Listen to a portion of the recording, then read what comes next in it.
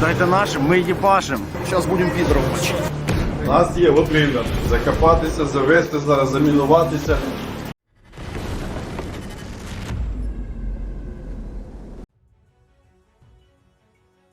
In honor of the Day of Remembrance and victory over Nazism in World War II, the 13th Kharkiv Brigade of the National Guard of Ukraine successfully liberated a forest area to the north of Liptsi in the Kharkiv region, which had been referred to by the Russians as Berlin. The brigade's press service announced this.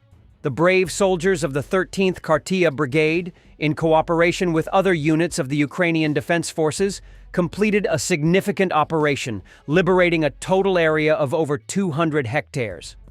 The offensive operations lasted 5.5 months. The operation was launched in November 2024. Thanks to the coordinated efforts of the units, the enemy was pushed further away from Kharkiv, and control over an important natural and tactically significant area was restored. During this time, the enemy lost nearly 1,500 soldiers killed and wounded, over 200 units of weaponry, and 175 pieces of equipment.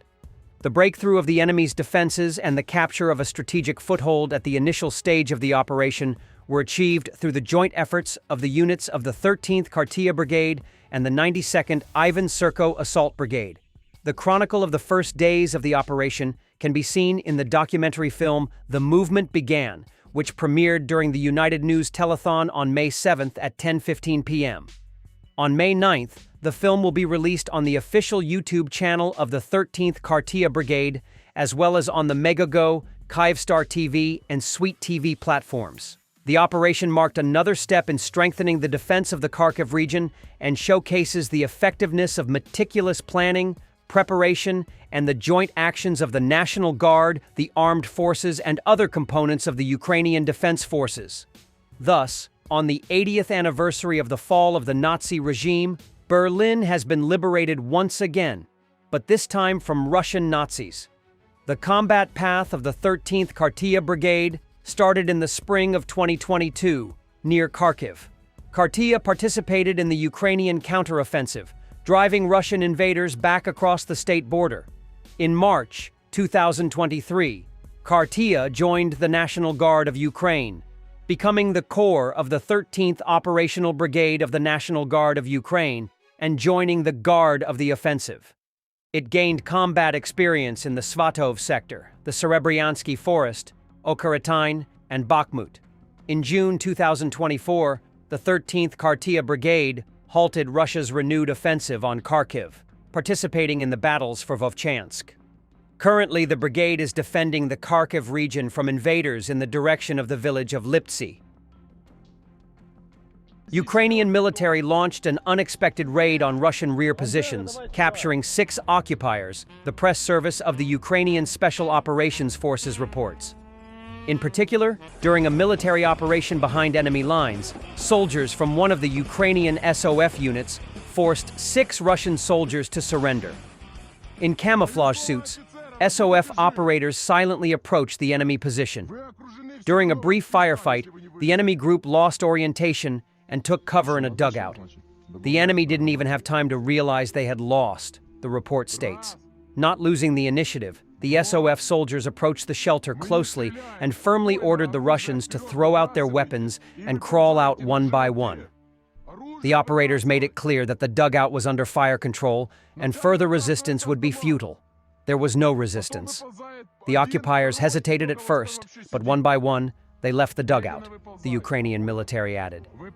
The operators immediately searched the soldiers from the 34th Brigade of the Russian Armed Forces for weapons and obtained information about other enemy positions. Glory to Ukraine, guys. Everything is fine. You'll live, don't worry. We have no reason to kill you, said one of the SOF operators. Ukrainian Special Forces regularly conduct operations on the front lines in Ukraine, often in the enemy's rear.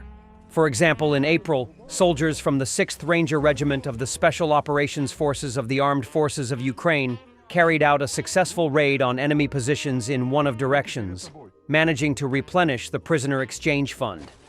In March, Ukrainian SOF fighters captured 9 Russian soldiers near Pokrovsk after successfully exploding an industrial building where the enemy soldiers were hiding. Afterwards, the Ukrainian military provided medical assistance to the wounded prisoners. Ukrainian Special Operation Forces have increasingly employed high-risk, high-reward raids deep into Russian-controlled territory to disrupt logistics, gather intelligence, and capture prisoners. These missions are typically carried out at night or during periods of low visibility to minimize detection, using small, highly trained teams equipped with advanced optics, suppressed weapons, and precise intelligence. The primary objectives often include striking command posts, seizing critical equipment, or abducting Russian soldiers for interrogation and potential prisoner swaps.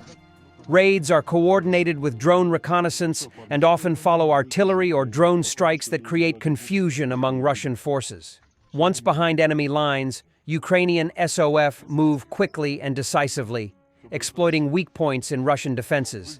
Captured Russian personnel provide valuable tactical and strategic intelligence, including troop morale, movement plans, and electronic warfare configurations. India is attacking Pakistan with Israeli-made Harop kamikaze drones. Air defense is actively shooting them down. Officials reported this. Photos of the drone wreckage are posted on social media. 9 cities in the east of the country, including Lahore, Karachi, Chakwal, and Gujranwala, are reportedly under attack by drones. In the morning, Pakistani Armed Forces spokesman Ahmed Sharif Chaudhry reported that at least 12 drones had been shot down, according to Global Defense Insight. He stated that one of the drones in Lahore injured 4 soldiers. However, reports of Indian kamikaze drones, including Harop being shot down later, began to increase. More and more photos of the wreckage, as well as videos of Pakistani air defense operations, are being published online. I use, in particular, 35mm Oerlikon GDF and Skyguard anti-aircraft guns to shoot down drones. Currently, Defense Pakistan reports that 35 drones have been shot down, but this information cannot be verified. At the same time, Indian social media users publish footage of the damaged objects. In particular, they claim to have struck the Chinese-made air defense missile systems of the Pakistan Army. The Harop UAV, weighing 135 kilograms, can stay in the sky for up to 6 hours and cover 1,000 kilometers during this time, and if a target is detected, can be used as a high-precision barrage munition. The warhead weighs 16 kilograms. If no targets are spotted by the operator during the patrol, Harop returns.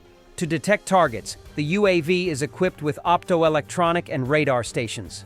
The UAVs are launched from a container placed on a self-propelled or trailed launcher. Thanks for watching, and don't forget to subscribe. Also, if you want to support Warthog Defense, please become our member and get early access to new videos, exclusive members-only videos, and become administrator in comment section. The membership link is in the description.